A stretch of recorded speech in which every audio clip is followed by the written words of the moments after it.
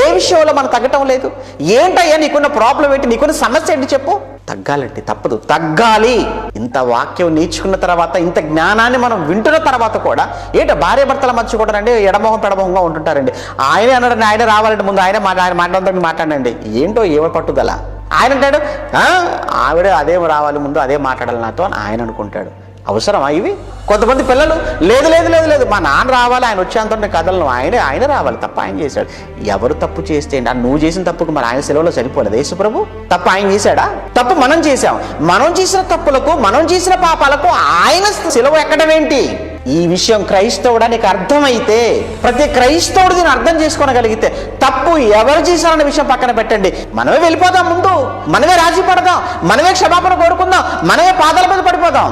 తగ్గటం వల్ల వచ్చే నష్టం ఏమీ లేదు, లాభమే. కానీ తప్పెవరిది అన్న విషయం పక్కన పెట్టండి. అలా అనుకుంటే ప్రపంచంలో అందరూ తప్పు చేసిన వాళ్ళే. అందరూ చేసిన తప్పులకు ప్రభు ఎందుకండి సిలువెక్కాలి? ఆయన ఎందుకండి మరణించాలి? ఆయన ఎందుకండి అంత ఘోరంగా అవమానించబడాలి? కాపాడుకోవాలనుకున్నాడు. అది ప్రేమ, అది క్రీస్తు మనస్సు అన్న సంగతి నీకు అర్థమైతే, అదే క్రీస్తు యేసునకు కలిగిన ఈ మనస్సు ఎవరిని కలిగి ఉండమంటున్నాడు? ఆ రోజు ఫిలిప్పీ సంఘాన్ని కూడా కలిగి ఉండమన్నాడు. అది